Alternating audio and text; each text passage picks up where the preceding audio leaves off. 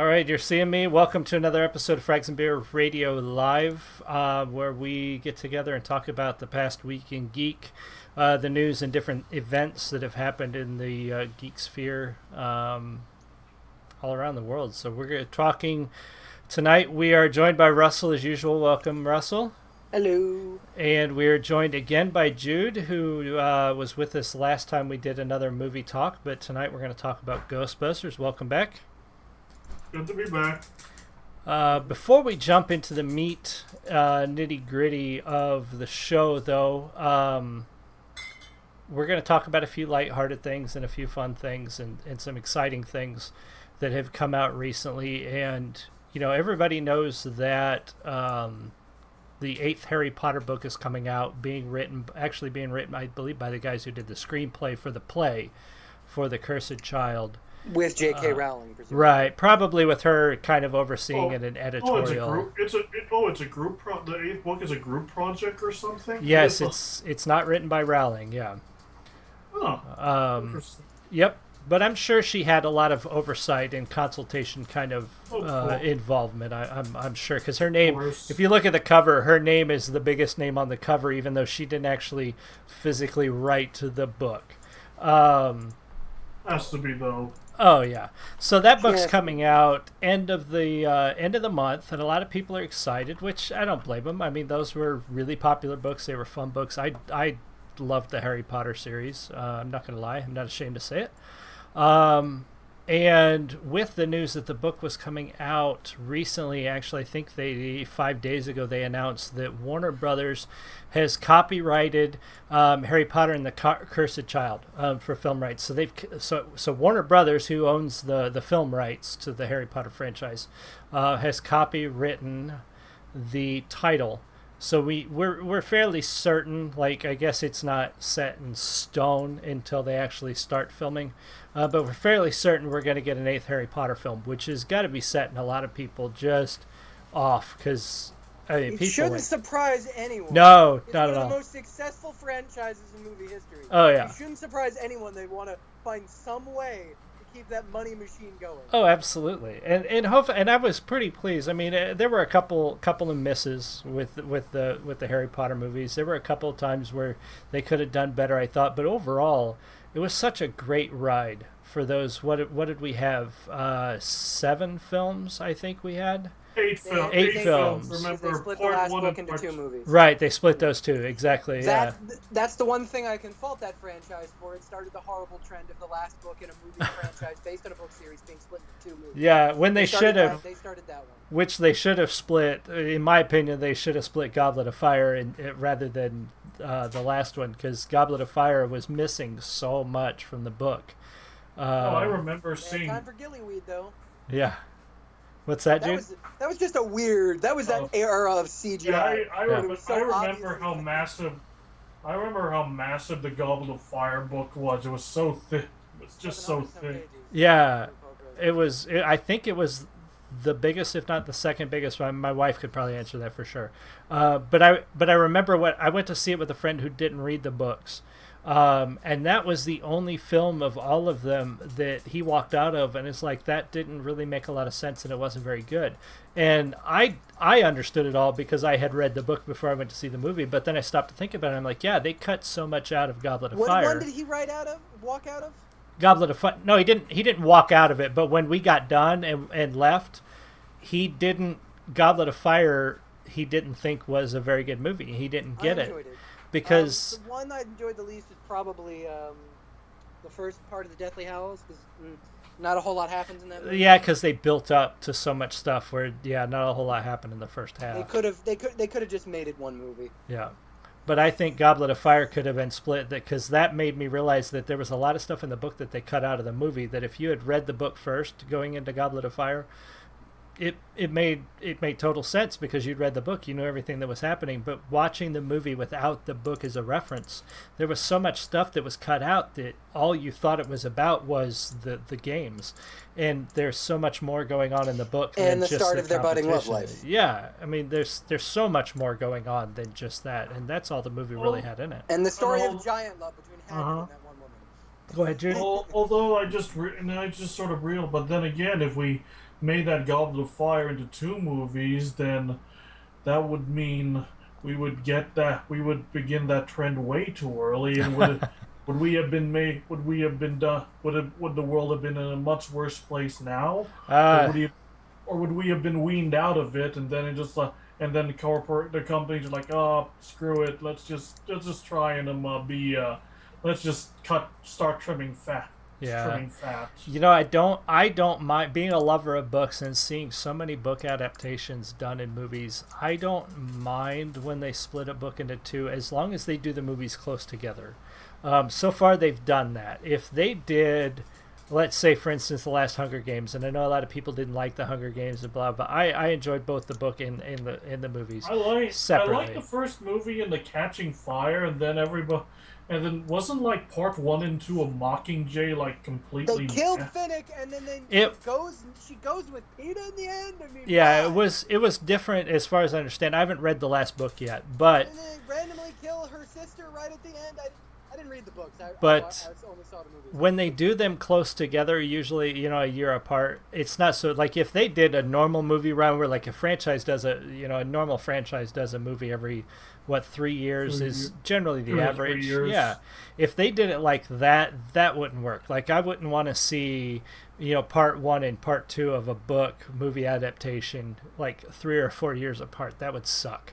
So as long as they keep them close together, it's not so bad. Because I understand some of the book adaptations I've seen are so pathetic in how much they cut out and how much they leave out that they just don't make sense, or they change it so much that it no longer resembles the book, and it's like, just call it something else then? Just rename the characters and give it a different title, and then just call it something else if you're going to completely change everything. So I don't know. We're getting Harry Potter and the Cursed Child in a movie.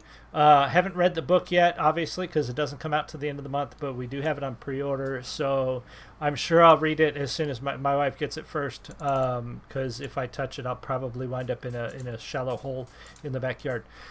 So But I'll let you guys know. But then I still need to ask this question. Hit it.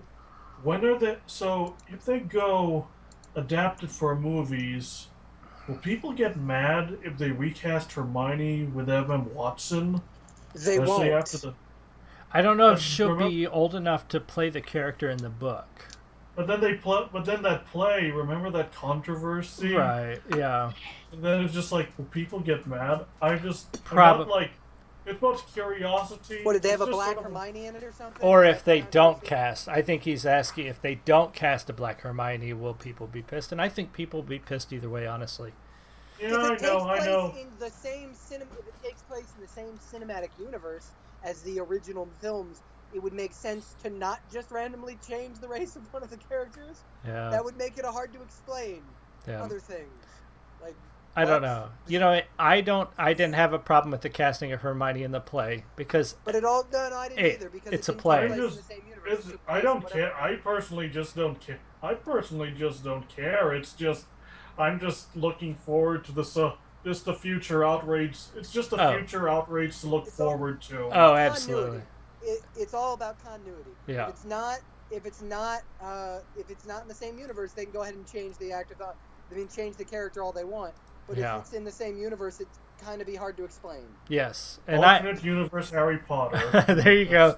The USS. Do they get Daniel Radcliffe to come back? The USS Kelvin flew into a wormhole and blew up Hogwarts, and now we've got a new timeline. So is that a reference to? To Star Trek. Because I guess that's other news too, and we can hit on that. I didn't send you guys links to that, but I'll be seeing it too. Yep, I will definitely be seeing it. But they also announced that there's definitely going to be a Star Trek 4, and Chris Hemsworth is coming back. So weird.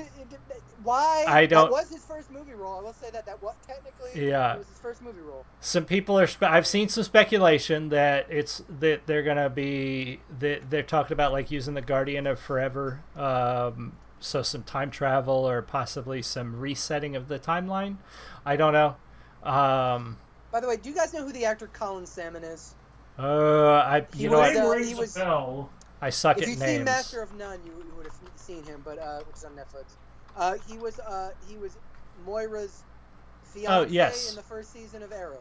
Yeah, the black British guy. I recognize him. Just Yeah. mirrors. He would just be like Oh, the wait a minute. perfect Picard's child if they ever did like a future Star Trek and Next He Wait, does kind Colin of. He Salmon, just comes off as Picard. It's like if Picard had a kid with a black woman, that would be his kid because he sounds like Patrick Stewart. Go ahead, Jude. I think I remember. Yeah, I think Colin Salmon. I think I've seen him in a fair. He's like one of the MI6, some MI6 guy in some of the 007 movies. He has one been. Of those. Yep. He was also an Alien vs. Predator. Yeah, he was in Resident Evil, London. He's been in a lot of relatively okay like movies that weren't amazing And but weren't really terrible. And some really shitty ones. Yeah, he's been but everybody, every actor, Predator, a movie that everyone tells me to avoid because they tell me. Every actor has been in some shitty movies. That's for sure. Yeah, I know. Morgan Freeman is going to be in the Ben-Hur. Michael Caine. Yeah. But hey, you've never seen the movie, but he did. It pays for their beach house in Malibu. Oh yeah. Right. He said he was asked about Jaws 4. Michael Caine is like, have you seen the movie? He's like, no, but I've seen the house apartment. Yeah. That was Exactly. That's such Exactly. a badass answer. So we've got. So that was Harry Potter 8's coming. So you guys watch for that. Watch for more news. Well, I'm sure we'll talk about it again because I'm pretty excited about it. I love that series. But moving on to something a little more irritating and less happy. Frank Cho is a fantastic artist, and he is a liberal, and he is a feminist, and he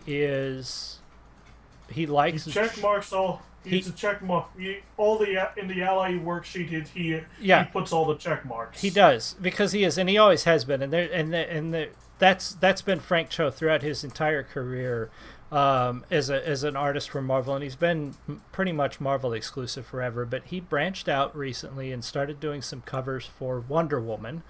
And a terrible mistake, apparently. Yeah, apparently. But Frank Cho's great. But the thing about Frank Cho is he's also an independent thinker, and he does not like the stupid faux outrage that goes on online. And he's an older guy. I think he's probably my age, maybe a little older. So he was around before the internet. He's around before you had morons who had a pulpit to stand on 24/7, 365 that could bitch about whatever the hell they wanted every day, all day long. Where if you had a complaint about a comic book, you had to write a letter to an editor where you actually had to put in some freaking effort to have a complaint about something that you were witnessing. And so when all of this faux outrage comes out, Frank Cho's response is to create more art. And he creates more funny art. And if you're not familiar with Frank Cho's art, just Google Frank Cho Spider-Gwen or Frank Cho Spider-Woman. Google those covers. They are meant to be funny, and they are meant to mock they're not only meant to mock the over-the-top sexiness in comic books, but they're meant to mock the fake outrage that people have. Yeah, the constant just shitting all over everything that's even remotely fun. And so he branches out and he starts doing some Wonder Woman covers, and they're awesome. I'm actually looking at bleedingcool.com's article on Frank Cho walking off of Wonder Woman. They're very good. Not gonna lie, they are very good art. It's not like art. Yeah. It's just I haven't touched a DC or Marvel comic in ages, but I just look at the art and it's like, oh, that is a very great take on Wonder Woman, and it's not like the usual demure figure that we're using to. She's full on Amazon. Yeah, she's very strong. She's very powerful looking. I mean, I'm looking at the first alternate cover he did where she's just standing with the sword shield on top of a broken pillar, and she just looks like she's ready to kick somebody's ass. Like, and these are the covers that he's doing, and because of some problems with Greg Rucka, and this is from Frank Cho's statement. He said everyone else at DC loved his Wonder Woman covers. Everyone else that he was involved with doing these covers for DC loved him. It's Greg Rucka, the writer on Wonder Woman, that had a problem with one of the variants, and the cover got edited, and everybody's throwing this fit about Wonder Woman's panties showing on this third cover here. Come on, it's not even a full-on Animu style panty showing. No. It's just the side. It's a slight side edge, just to Right. know that she doesn't go commando in battle. Exactly. And as a lot of people pointed out, that's part of her freaking uniform. It's not her fucking panties. I mean, excuse my French, but when an artist who knows what he's doing draws somebody anatomically correct with a uniform, if he had not drawn that slight line over the curve of her butt, it would either look like she wasn't wearing anything or she was wearing a thong. Now, what's worse, that she wears a leotard or a unitard, whatever you want to call it, under her leather armor, or nothing at all? Like, what do people want, right? I've been rewatching the old Justice League cartoon, and I went into one episode where they're kind of a subject. They're kind of being victim to a a talk show host, G. Gordon Godfrey, and he starts complaining about Wonder Woman. She smashes the monitor they're watching, and they just sort of like, what's wrong with what I wear? With how I wear? What's wrong with how I dress? Right. It's just, And that's one of the things of all the DC characters that I've liked over the years, and I don't read a lot of DC, but the few I have liked, Wonder Woman is probably up there in the top, and it's because of I love history, and I love especially Greek and Roman history and medieval history, but when you see Wonder Woman in, especially some of the covers I've seen where she's in the Greek armor, or she's armed up like a hoplite with the spear and the shield, I mean, that stuff is really cool, and it's really strong looking and powerful looking, and I love that stuff. And then, we got this Greg Rucka guy who writes Wonder Woman that pitches a fit about one of Frank Cho's covers. This Greg Rucka fellow, has he done anything, or is he a brand new personality? No, he's been around a while. His I think he's mostly, I'm looking right now because I don't read DC, and I think he's mostly a DC guy. So just so everybody is on the same page that we're on, Greg Rucka's bibliography is going to include Atticus Kodiak. I think those are his novels. Comic books. He wrote for Oni Press, which was some indie stuff. He writes for DC, Batman, Detective Comics. He's got a lot under Detective Comics and Batman. So he's mostly a Batman and Detective Comics writer. Wonder Woman. How he is on there. Yeah. I wonder how he is on there, because I only started to hear him when he started doing Wonder Woman, so now I'm wondering how his Batman is. Right. And I'm looking through his Marvel, because he does have some Marvel credits, a couple of hits on Wolverine, which I probably read, but the name doesn't stand out. So I can't say that it was anything that really stuck with me, because I've read pretty much everything Wolverine they publish under the Wolverine name since about I want to say 2004, 2005, so I probably read his stuff. But yeah, but it boils down to there was some creative differences and some covers. A cover was edited, and Greg Rucka threw a fit, and Frank Cho walked. There's some articles out there that says Frank Cho was fired. Frank Cho was not fired. According to his statements, he quit. He quit doing the covers because these are commissioned covers. He's not under contract with DC. They paid him to do some covers, so I'm sure he got paid for 3 covers, and he did 3 covers, and then he walked. And that's it. And that's kind of a big deal because and that's what I wanted to bring up too is these are variant covers. These are not. This is the Joker Batgirl thing all over again. Yes, exactly. And just like with that one, these aren't going to be on store shelves. I don't know, for those of you out there who do not collect comic books, variant covers have to be special ordered or they have to be purchased at conventions. Very few comic book stores can afford to bring in variant covers in the hope that you'll buy them because they almost always cost more. So these Frank Cho covers that like Greg... how much? Go ahead. How much, by the way? Depends on the Depends. cover. I have some alternate covers that were really limited edition, where the book itself was say the original newsstand issue of the book was $4.99. I have a couple of variant covers they retailed for $19.99, because say only 400 or 500 of them were printed.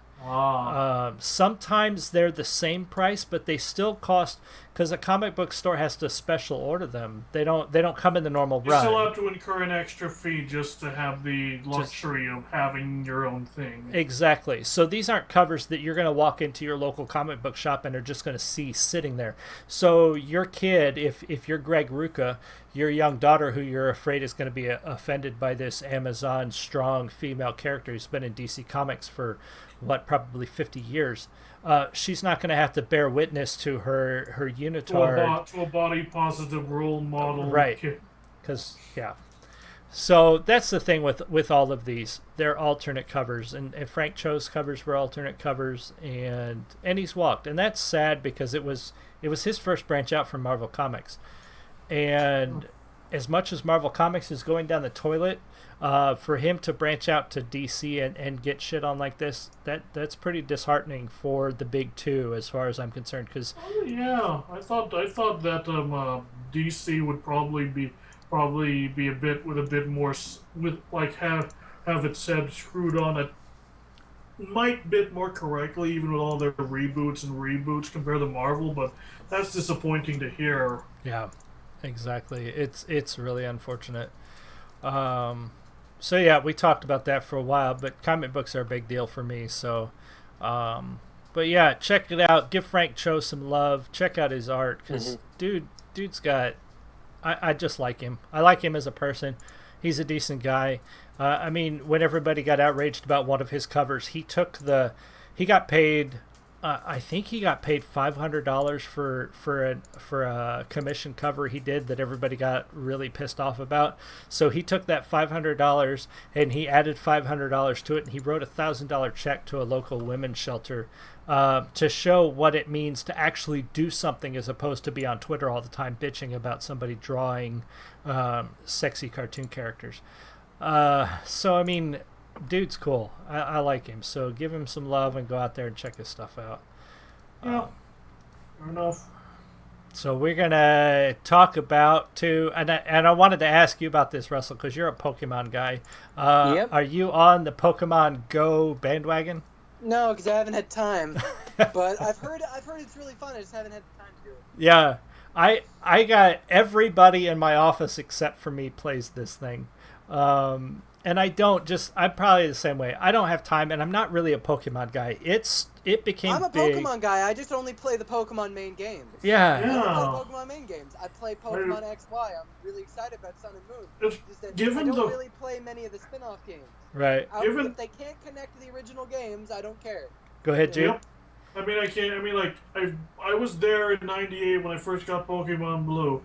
It took me roughly a decade to play another Pokemon game, Pokemon Diamond, and then 5 years later, Pokemon Soul Silver, because I found it like for $18 at a used at a local rental store. Yeah. And then that's pretty much effing it when it comes to Pokemon. And I'm just like, I can understand the appeal. I'm just like, no, thank you. No, thank you. I'll just play my usual JRPGs that may have the same engine, but it's a different story, different characters, something to invest in. But it's just like you. But as I told some kid who had Pokemon Go, with his mom, who was just like, they were doing the giving positive traits about, like, it gets you out of the house. It's actually kind of fun. And I just told him, you do you. Yeah, exactly. And that's kind of where and I poked fun at some of my friends, because I've got a couple guys in my office that are their late 30s, early 40s. They're playing this game, and it's like, whatever, you guys having fun, and of course I'm gonna poke a little fun at them, because that's what we do. We're gamers. We should talk and we poke fun at each other. But there's no denying that this thing is huge. Nintendo stock. Reading from Variety, Nintendo stock up 25% after the release. So this is on July 11th. Insane increase for Nintendo stock. Oh yeah, especially really welcome in light of the Wii, of all that Wii U failure and that Yeah. and this low key E3 and Lord knows when they're going to show their new console. Right, and that it's got some people concerned that the NX might be put on hold or some other, and I don't think that's going to happen. I mean, that's just like the everybody that said consoles were going to replace PC gaming, and they said that what 10, 15 years ago, and PC gaming is still alive and well. So I really don't think it's going to replace the standard Nintendo console I gaming. don't I don't think so either. It's just merely I think I just told some guy who said like, well, they're not going. Some guy he tried to allay my worry like, well, it's not. Well, it's not. You're gonna stop. And it was like having them not stop is not the point. Quiet, doggy. Yeah, my dog. Sorry about that. Yeah. We got a storm all going right. on, so he's a little agitated. All right, what's but it's not like I don't doubt that they're going to continue making games. I'm just worried that they're going to no longer focus on making the games that I hope to Yeah. see out of Nintendo. I mean, like I'm looking for, like you look at the Wii U and he's like, of course you have your Smash Brothers, but I really want that new exciting new Mario game Right. that well, like something similar to the Galaxy series, maybe more and then of course and I can't really say Zelda because they're already Yeah. knee deep into the Breath of the Wild, but like more Metroid, like focusing on their IP, focusing on the like working well on their IPs. That's what Yeah. I'm just worried. That's what I'm worried about. Just like they're going to just ship. They're so invested into the Go franchise. Never mind Yeah. Pokemon. I know they're in business and what have you, but like I just don't want more. They're more inclined to do them more inclined to focus upon that Yeah. instead of like finding that next doing that next neat thing, finding the next neat IP or that next unexpected sequel to a game. Right. Yeah, and I Yeah. don't think they will. It's Nintendo. Of all the things that Nintendo has been relatively decent at is being consistent. Um, we, That is we true. we've had some hits or misses, but we almost always get a really good Zelda game. We get a really good Mario game. I mean, Nintendo has put out some of the most groundbreaking Of course, of IPs. And the Pokemon are always Pokemon versions have always been fun. Yeah, so Yeah, they're gonna you keep it can't. up. Yep. I think so. And like the other news article and that's some of this is older news because we haven't seen much recently except a lot of negative stupid shit which people need to just calm the frack down. But like 7.5 million downloads in the U.S. This is before it even released in Canada, UK, and Japan.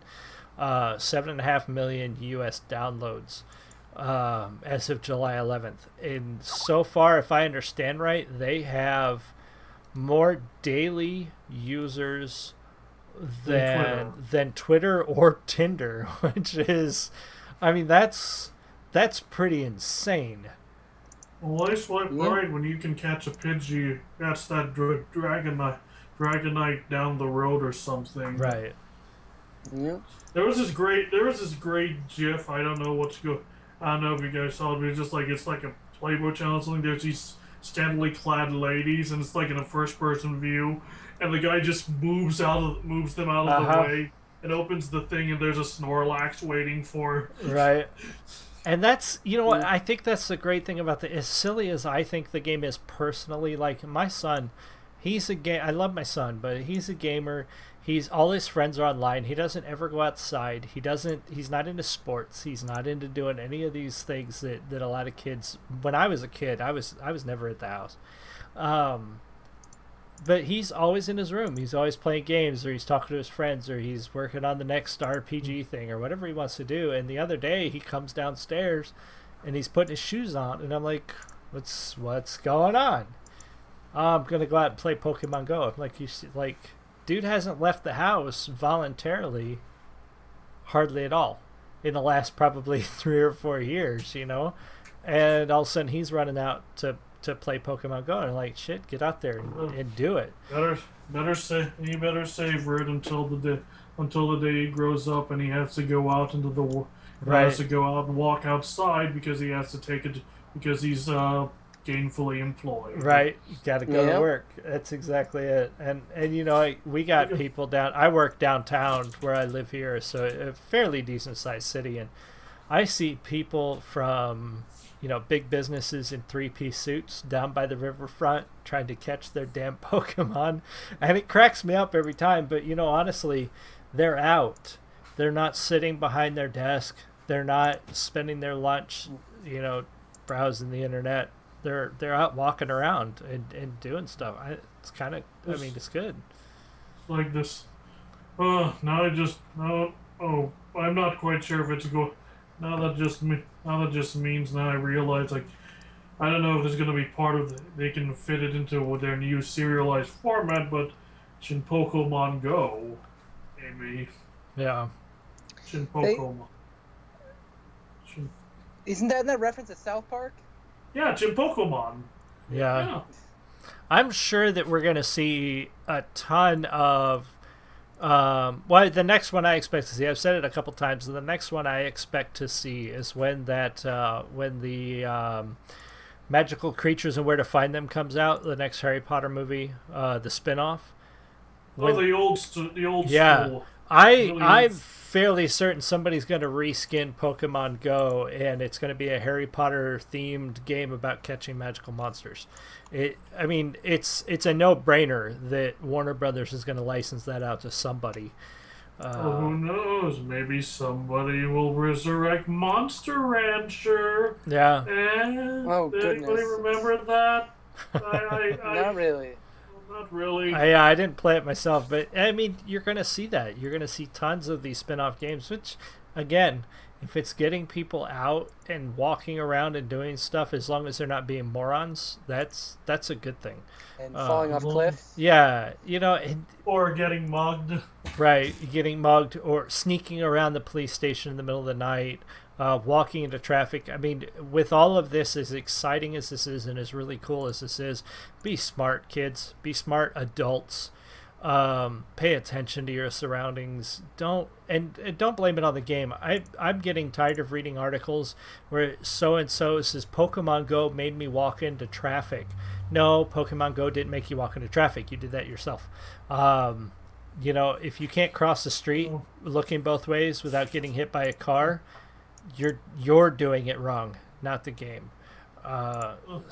Quit being stupid, people. Yeah. And Rockstar and Bethesda are just breathing sighs of relief that their IPs, Grand Theft Auto and Doom, take a breather from corrupting the youth, and it's now Nintendo's turn to do that. Right, yeah, and all these all these people writing articles about, ooh, some nerd walked up and talked to me while he's playing Pokemon Go.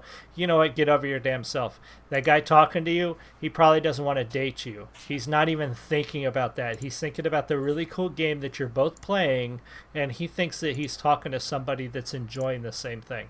So and you're not even also admiring that he actually went out. This is the first time he's been out in a while. Yeah. And that he's actually taken a first step to a larger world, and now you're just and it's a good thing he's distracted by Pokemon, because if he actually got hurt by your disgust, he'd be going back to his room and progressing.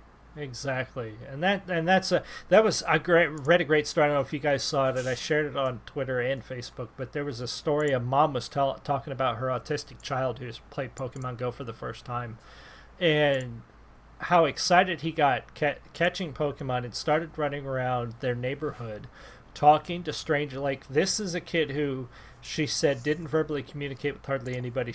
He would never look at strangers. He would never interact with the world around him. Basically, he was on that spectrum of autism that he just did not interact with anybody around him.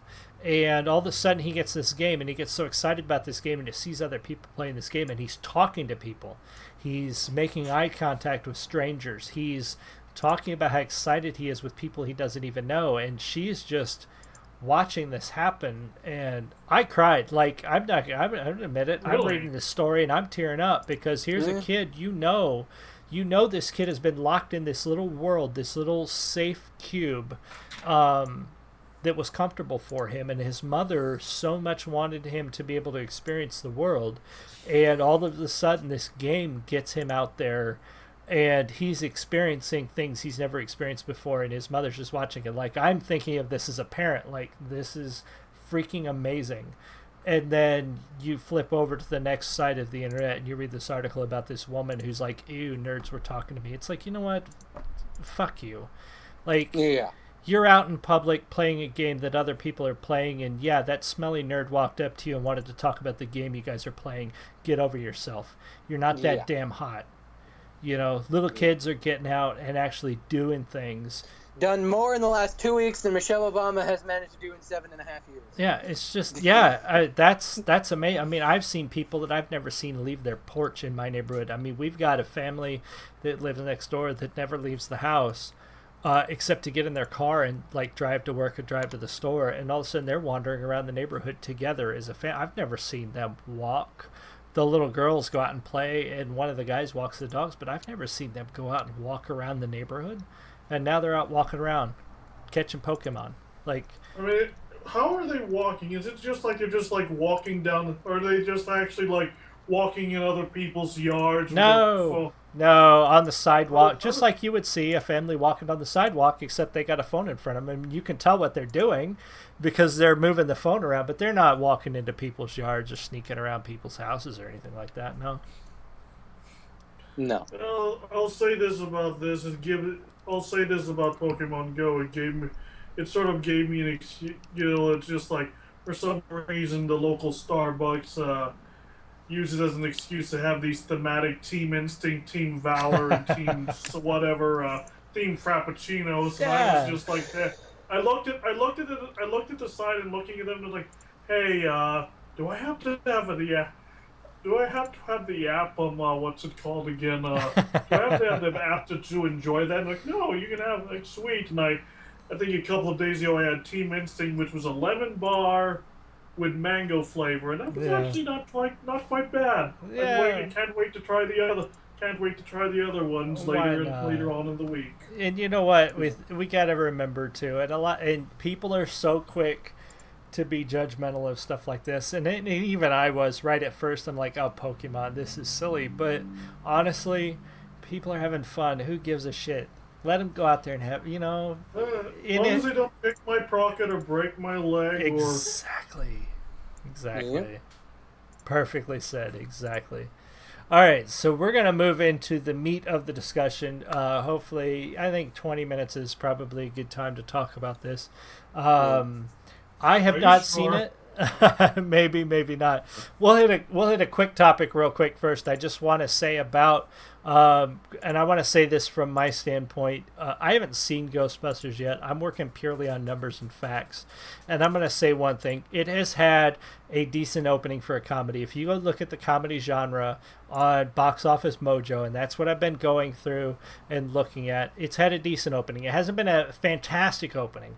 It has opened behind some movies that I thought were absolutely awful, like Scary Movie 3 and shit. But it has opened better than a lot of comedies out there. So it has made a decent opening. But compared to how much money they put into it, $144 million was put into this movie, and its opening weekend was just over 46 million. It's like 46,010,000 or something like that. It's hard to say because it's going up against Star Trek next weekend, and we know Star Trek's going to just take it. Yeah, and it may end up like, how Batman, Superman did well, and then there was like an 80% drop off in the next week. We'll see how that turns out. Yep, and if they have that kind of hit in the second weekend, I don't know if they're going to make their money back. They're already talking a sequel, but nothing's confirmed. Because if the movie doesn't make its money back, I don't know how they can make a sequel except to just throw money at a problem, basically.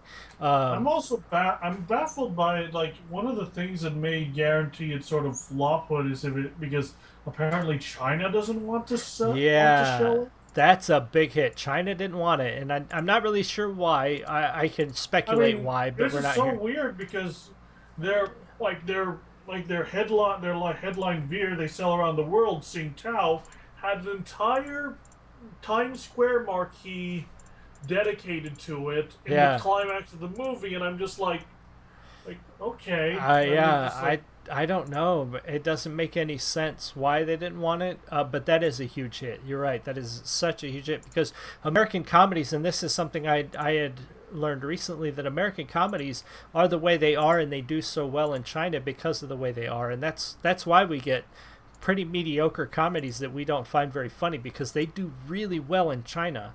Yep. So for this movie, what do Chinese people find funny in them? What I makes them fun? I don't I don't know because I haven't seen a funny comedy like. movie in a I long think when it time. came out, Garfield 2: A Tale of Two Cities ended up being the highest grossing animated film in the history of China at the time it came out. That Somehow. doesn't make any sense. No, it doesn't. I don't No, it know. doesn't. I But don't know. It's just like the French. Well, I don't know. It's different. I mean, the French love their Jerry Lewis, yeah, and now the Chinese love their Garfield. I don't get it. But the big thing I wanted to point out, and I've seen a lot of people pointing this out, a lot of people trying to use this as a thing. Okay, if we're going to use Box Office Mojo or numbers as a way to talk about how Ghostbusters is not doing well, and this is I'm going to put this right out there, flat out there, and I don't care what anybody says about it. Ghostbusters, if we're going to compare numbers, you got to compare the genre. And flat out, everybody's like, oh, Deadpool did really well. Deadpool is not a comedy.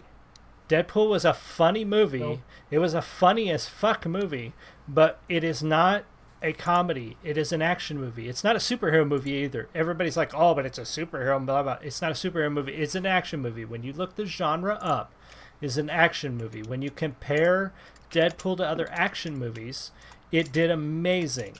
When you compare it to every comedy movie ever made, Deadpool did like through the roof to the moon and back because it's not a fucking comedy. Comedies don't make money. So you can't compare Deadpool just because it's funny. You can't compare it to Ghostbusters or any other comedy out there. It's like comparing freaking oh, damn it. I lost the name of it. It'd be like comparing Die Hard to Star Wars. They're both movies with lots of action in them, but they're not in the same genre. They're not both action movies. So you can't compare Deadpool to comedies just because Deadpool was funny. It just happened to be an action movie that did really freaking well writing funny parts into it. But it's not a comedy movie. So let's stop talking about how, oh, yeah, Ghostbusters is the best release so far, is the biggest money-making comedy of the year. We're only like, what are we, 7 months into the year? We're just over halfway It's to the also year. kind of like, yeah, I mean, like, yeah, I mean, Yeah. like, it's sort. I mean, that doesn't. Of course, earning a lot of money doesn't mean anything. Not I mean, necessarily. Avatar Exactly. made a lot of money, and it sucked. Exactly. So Yeah, Avatar was awful. there's a lot of reasons that we can bash Ghostbusters, and we're going to talk about those in a minute. There's a lot of reasons you can bash Ghostbusters, but you can't bash it by comparing it to a movie that doesn't fit into its genre. So let's stop doing that. I mean, of course, people aren't going to stop doing it because of the internet. People are going to keep doing it. But that's my stance on it. They are not comparable. They're apples and oranges here. So I haven't seen it. Russell has not seen it, but we wanted to bring you some details from somebody who has seen it. So Jude, you went into Ghostbusters with some expectations and break it down for us. What hit? What missed? How did you think? What did you think? It was worse than slavery. No. I don't. I mean, like, you can only do so much. Like, I make the expectation that it's going to a must. That it's just like I didn't really have much expectations. I was hoping to kind of be pleasantly surprised by it, and I just sort of like I talked to a bunch of people like this may be the Adam Sandler movie. It's just like their own kind of Adam Sandler movie, and I just after I came up with that, I came up with the idea of emulating Red Letter Media's Half in the Bag on Jack and Bill, and printed out a list of expectations and what I found. If I could find what I would find in the movie, what they would like, see if I could see if there's going to be some certain beats Paul Feig and the script would do. Right. And turns out I was sort of pretty much off the mark on a lot of them. I mean, like, but it's just on a lot of them. I won't bore you with the details, but overall, it was it was just sort of a really awful disappointment. I awful, yeah, mediocre. I can't really tell because it's just. But all I can just initially say at the end of the movie was like, congratulations, women! You joined with that really exclusive men's club that for some reason you wanted to be a part of, and that is the media. It's just the mediocre movie blockbuster, Mm-hmm. mo- mediocre summer blockbuster, which is just kind of what it is. It was all storm and fury, and another way I describe it was just 2 hours of the script trying to convince me that the protagonists were scientists. Right. That's most of it was. I just like it kind of just. I mean, I wish you guys. I can't believe. I'm just sort of surprised you guys didn't get a chance to watch it because I was really hoping to, I didn't compare want. notes on. I kind of put my foot down and didn't want to see it. Yeah. I saw The Infiltrator this weekend.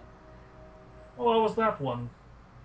It's a Bryan Cranston movie where he plays the guy working for customs trying to take down Pablo Escobar's money men in the United States. Nice. I mean, it's just okay, but it's just like I try, like people like, well, don't start comparing it to the original Ghostbusters. It's got to stand on its own. Well, I can't do that when every 20 minutes or so I'm reminded of Ghostbusters, whether it is a bust of Harold Ramis, Bill Murray, Yeah. Ernie Hudson, Annie Potts. Who else was there? Dan Aykroyd, who Yeah. had a really he had a really great cameo, and Sigourney Weaver. Just reminding me, hey, there's this better movie out there, but it's just really baffling because it's just everybody's the same. Everybody feels the same. Everybody just feels the same. Everybody's just the entire. I'm looking forward to getting it on like having it on digital so that way I can have it on one screen and the original Ghostbusters on See. the other and see how long it takes because it just dragged. It just Yeah. utterly dragged because it's just most of the time it's spent on what's it called again spent on like explaining the science of the proton Gotcha. packs which doesn't really mean much. Right. Because We it's just not need science. Yeah.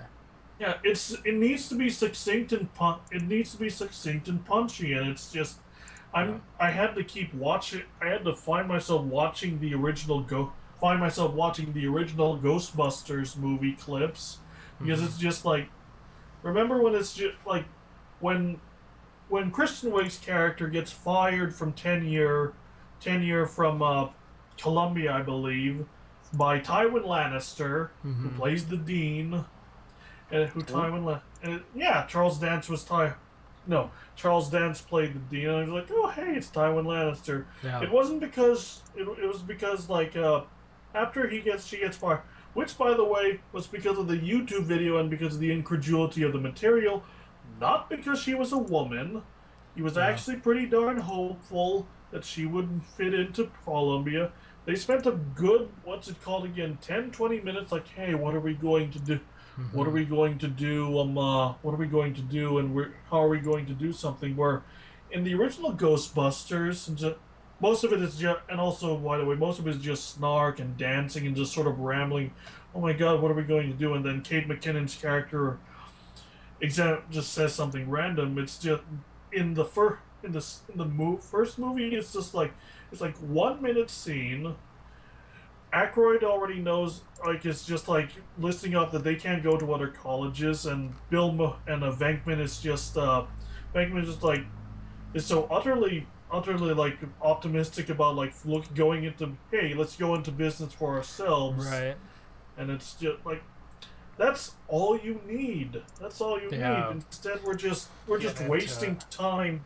We're just wasting time at the fire station because they sort of tease. For some reason, they think that the fire pole was a stripper pole in the movie, whereas it's just like like they say, men have dirty minds. When Ray went down the fire pole, he's like, "Hey guys, check this out," and then he slides it down. and Yeah. then everybody's all quirky and happy and whatever. And there's Oh. just it's just when they go to they just decide to go into some lame Chinese restaurant, which is just utterly absurd, which is just I'm Yeah. going to just I'm just gonna okay I'm just gonna go with my expectation list because because everything I say would probably be repeated with more effect. Uh, One thing I noticed is just like I was expecting, since it's a Paul Feig movie and there's the feminist thing, that there's going to be a Fox News stand in like the channels, and surprisingly there was not. There was no Bill O'Reilly ripoff and just like these women, what are they trying to do? Oh, really? Instead, Okay. instead the closest thing is Bill Murray, and that is just by and large the most. It's he actually appears in the same scene in front of Ghostbusters. He goes in and he sits down. He doesn't believe they caught a ghost. It's the only ghost they caught, but for some reason that was worth grounds to celebrate this one capture instead of cutting to a montage of them, like plying their trade elsewhere. Right. And for some reason, Kristen Wiig, in a fit that just like makes your character even less endearing, like trips upon opens it up for him to see, opens it up for him to see him, letting it out, and then having him fly out, and then in turn he flies out the window, and I guess he gets murdered or something. We don't see him in the Huh. ambulance go after that. Yeah. Instead they go to the what's it called again? They go straight to the New York mayor's office, where instead of like apocalypse, supernatural apocalypse or APA regulations, it's something really asinine like terrorism, which I Oh, man. guess would have worked if the reboot was about 2 or 3 years after 9/11. But here it's Gotcha. just like, oh, I'm just like, oh, come Seems on. dated. Yeah. Yeah, I'm just okay. What's it called again? Yeah, it's a lot of my expectation was just like they're going to really emphasize the point that they're women, they can't do anything, there isn't anything to do it, but it's just, and then it's just hold on, I'm just like what's it called again? One of the things I was surprised about is that they don't make environmentally friendly proton packs. Oh, really? I was expecting, hey, this is not that good for the environment. All these nuclear reactors on our backs. Why don't Yeah. we make environmentally friendly proton packs? And there's this like, and then of course, what's it called again? And then of course, smoking is and of course, I was thinking like since they really lit up their cigarettes in the first Ghostbusters, smoking is frowned upon, but none of them really smoke. The only really big vice they have is Melissa McCarthy's character. Melissa McCarthy's character really upset because she doesn't get a lot. She doesn't get her soup full of wontons, which I guess is a joke because she's fat. I guess it's just like Yeah. it's They so. went for the cheap fat joke. Okay. They Yeah. went for a cheap fat joke. There, even in the weapons testing one, there's this one where she fires a proton pack. She flies around and he starts hitting things. Ah ha ha! It's funny. She's fat and she's flying around, and it's just. Uh, So that the thing. that was that a theme, because that was what I was worried about too, and I hate to cut you off there, but I my biggest concern about the movie was that all the characters were going to be stereotypes of really bad, like Melissa McCarthy, as she's in so many movies, which really bugs me because I really like her in a lot of stuff, but she's always the fat girl that falls down and hurts herself. uh, She's okay, but she's sort of like she's just sort of there, and yeah. you're trying. She doesn't really sell herself well. Her and Wig's character were just like they're supposed to be childhood friends who are really into the supernatural, but they keep saying that. But I'm not in the slightest bit convinced or something. There's no clackering or diametrically opposed facets of their personality. Again, Gotcha. I have to compare it with with the first movie where it's like the one scene where it's just like where Ray gets out because they essentially put his parents' house on third mortgage. Although they're going towards the same field of ghostbusting, they're still very distinct personalities. Hmm. Peter's kind of a con man and a self-interested, and Ray is just sort of Ray is naive and just a very eager. He just wants to do his trade, and Egon is just like Egon is stoic and scientific, but you know who they are. But if Right. you put, it's just crazy. It's just I wish I'd show my face, but it's just here are my hands, and then here's Melissa McCarthy and Kristen Wiig, and then what's it called again? And then Kate McKinnon says something random, and then Leslie Jones, God have mercy on her soul, well, because of the past 24 hours, Yeah. is just, loud. Like, I want to join the club because I know New York, and it's just, okay, that's a pretty specific thing, which is strange because they all live in New York.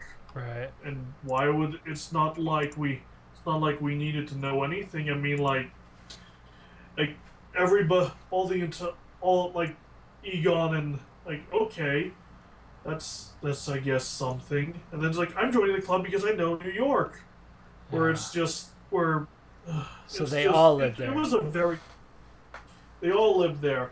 I Yeah. thought she was going to get fired from her job because they didn't believe her to have ghosts, but apparently she doesn't. But it's and then of course she follows the archetype of being a sassy black woman who yells, and then there was that race thing or lady thing, but I'm mad as hell, which just makes absolutely no sense because it's Right. just how can you say it's like it could have been just like a race thing because it's just Melissa McCarthy was able to crowd surf, but here Right. it's like a lady thing. So does she think Melissa McCarthy is a man? Yeah. I don't know. And then of course I'm surprised that there wasn't a. I mean they vom Kristen Wiig, the iconic thing of Kristen Wiig being vomited and slimed upon, which happens like twice or thrice in the movie. There's Hmm. no ghost poop. There's no ghost fart, although there's a queef, although there's a human queef. There's not even ghost. There's no ghost semen, and there's no ghost piss. Yeah. And what's even more disappointing, and this is the last one. This is the last one for it. This is the last thing on my list that I was able to type, was that for all the product placement in that movie, whether it be Singtel or Pop and John's, there is none on High C Ecto Cooler. No, there's no Kate Yeah. McKinnon. You know how Kate McKinnon is there's a Kate McKinnon sometimes is seen with a drink in her hand. There's no Yeah. like High C Ecto Cooler. What is? I mean, like you can't really.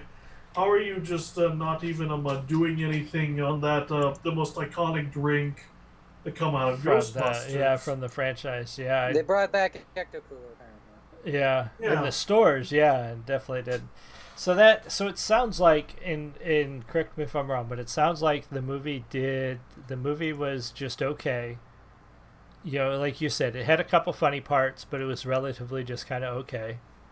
Uh, but then it just kind of I like if you treat it on its own, it's just kind of okay. okay. When you think of it when you think of it in light of Ghostbusters, it's just horrible. Horrible. It Okay. it descends into horrible. And you Yeah. just look at the climate, and once again, I'm just gonna have to go back and look at the climax. Yeah. It's just I'm just with a bit upset, which is strange because they're all acting like action heroes, like they're throwing Right. ghosts here and there and everywhere, which doesn't make any sense because they're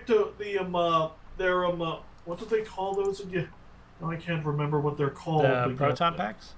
The proton packs, they're meant to restrain ghosts to put in the little thing in the containment unit. But they're Right. throwing them everywhere, which is like, what does that do? What does that kind of do? Because they're Right. going to come back anyway, and then Leslie Jones's character has this little electronic shredder thing that shreds ghosts into goo. So, are the ghosts like dead or something? And then Right. when Kate McKinnon has her like dual wielding things and she's trying to act like a badass, I got a pang of sadness because this this is the kind of climax that the original Ghostbusters should have gone out on. Yeah. I mean, except for the one where they shoot the logo in the dick. But Yeah. yeah, that was pretty. Yeah, That that was was. in the trailer, which they Yeah, spoiled this completely. what second or third trailer they put that out. I did not. I did not see that. I didn't want to see any clips of the movie, Uh, so I can learn. Yeah. so Oh, so it spent a lot of time trying to justify what it was. It sounds like explaining why they're doing what they're doing rather than it just was a. doing It it. was a $144 million money pit, just to try and convince people to money pit just to try and convince people to spend more money on it, and Yeah, failing miserably to convince people that these are scientists and these are Ghostbusters and that you should make a franchise out of them. right. Or to be sure, which isn't a bad thing, and technically Deadpool is that movie. It's essentially it was essentially a pilot, essentially its Right. own pilot to make a Deadpool 2, Yes. but it was more successful. It took What advantage of that. and But the huge difference I think here in bringing that into the comparison, the huge difference. We obviously know we're not all stupid. We know that movies are out there to make money, um, and some movies understand exactly what they are, and other movies take themselves way too seriously. It sounds like Ghostbusters is taking itself way too seriously. It is trying absolutely, to, yeah, it's trying to change the dynamic of comedy movies going forward, or comedy action movies, or comedy horror movies going forward, with female cast. It is trying to change something that doesn't. That either A, they're not doing it right, or they're trying to take it too seriously. Where Deadpool didn't take itself too seriously at all. I mean, it was clear right up at the front that when the main character knows he's in a movie about himself, they're not taking themselves that seriously. yeah. And it's just like yeah. And in the first Ghostbusters, they took it, so, and one of the things in Ghostbusters, they took it so seriously. Yeah, No, they took themselves they took it easy. It's just like, yeah, although they have, like, like they did it, they're doing it for a business. They're just like, this is what we're going to do. We're not. I mean, like the entire motivation is totally shot in the new Ghostbusters. Hey, let's find ghosts. Let's find ghosts and shit, which is yeah, sort of just weird. Like, hey, this is our first ghost, and they don't even get paid for it. yeah. They don't even. There's not like they don't show their metal as like shabby business ladies, or just like know that they're the real deal. When they don't Yeah. they don't ask don't ask the stagehand to foot the bill for $5,000 for go, and they only do it once, and Yeah. they saved they saved the city, but Right. I guess they don't really capture any of the ghosts, but for Right. some reason that's more than enough for the U.S. For the New York government Yeah. to just essentially Apparently. fund their Gotcha. to fund everything about Gotcha. to fund essentially their entire Right. services. So they didn't necessarily win anything. They didn't succeed on their own. They're only getting by now because the government funded them. And if you're one of Right. those and if you're one of those war on women types things who are upset that the government is essentially disempowering women, that's actually kind of like, wow. What it does. You Yeah. just essentially, it's just like you didn't like you want them to succeed on their own merits. You want them to be able Yes. to and then they take that away from them. They just take that Gotcha. away from them. Yeah. No, they didn't earn that. They didn't earn that. They didn't earn getting into the fire station at the end of the movie. No, it's just no, the government gave it to us, and Gotcha. it's awesome. So yeah, that's makes me want to not see it even more. Like I know we'll probably wind up seeing it when we rent it. I have to just to know. I mean, I just have to satisfy my curiosity. I'm not giving them the $5 it costs to go to the movie because I got other things I want to see the movies anyway. I just don't have the time. I had, I Um, had, I had, I only saw it because one because of morbid fascination, one yeah, because I kind of wrote myself into the corner by taking the challenge, and I had to take the challenge. yeah. So And that's what you have, folks, you have somebody who's seen it, who has a pretty honest take and on two it. people who don't want to see it. Yeah, and yeah, it makes, like I said, it makes me want to see it less. But again, I'll probably still see it. And if you want to see it, go see it. But please don't. You do you. Yeah. You. I mean, like, Exactly. don't be like one guy who actually kind of liked the movie, and I just said, and then I was moving through his replies, and I sort of made fun of the product placement, and then within a few minutes he blocked me, and Yeah. don't be like that guy. No, don't be that guy. You. And you know what? Don't be. You do you. Don't. I know that everybody's got to be edgy and cool and shit online, but you know what? Leslie Jones went off last night. Everything went stupid last night, and yeah, she probably shouldn't have responded the way she did. But the people that egg that shit on, you guys are some fucking assholes. I mean, I'm gonna flat out say it. I don't care what everybody call me what you want, but if you're making racist jokes to point out how ridiculous racism is, all right, that I get that. You're doing it wrong. Daniel Tosh does that. Daniel Tosh makes racist jokes to point out how stupid racism is, because he wants to show how ridiculous being a racist is. He makes these retarded, stupid, ignorant, dumbass racist jokes, and we all get it because we know he's faking it. But if you are being a racist just to troll somebody, that's not funny, and it's not cool. You're being an asshole. But if you're on the even so, you're on that receiving end. Please, yes. If you do something stupid, do not say that you were hacked. Yeah, and don't egg them on. Don't ever say that. Don't egg them on. People, that's what they want. I mean, seriously, I'm sorry. Yeah, it sucks that she got hit so hard and that things went down the way they did. I feel bad for it because people could be assholes online. But don't egg them on. That's what they want. Don't listen to the Randy Harpers that are like, oh yeah, you should just talk to me and give me money so I can protect you online. No, fuck that shit. Block people, mute people, don't respond to people. Yes, you should walk away from Twitter. Yes, you should turn. That's what I do. If somebody is a dick to me and I say, hey, dude, you don't need to be like that, and they keep being a dick, I block them. I'm not ashamed of that. I don't care what anybody fucking says, because that's just like closing the door in an asshole's face because the asshole's standing on my porch yelling at me. There's nothing wrong with that. But don't egg them on. And don't be the ass. Like, people, come on. Let's be a little bit cooler with each other. Like, it's not edgy to be an asshole anymore because everybody's being an asshole. That's not edgy. You're being a sheep. You're being a follower. If you're out there going, oh, look how cool I am because I make racist jokes at a celebrity who's responding to me and calling me names, you're just being one of the other people that do that. You're not being edgy. You're not cool. You're just an asshole. So do your thing. If you want to be that asshole, but own it, because you are. So at least have the balls to stand up and say, yeah, I'm an asshole. Don't act like you're being all cool and edgy, because you're not. It's not cool anymore. It's what everybody else does. It's a follower. Yep. So that's what I'm going to say about that. Yeah. If you want to see it, go see it. You've heard from somebody who's seen it. Another review out there. There's lots of reviews out there.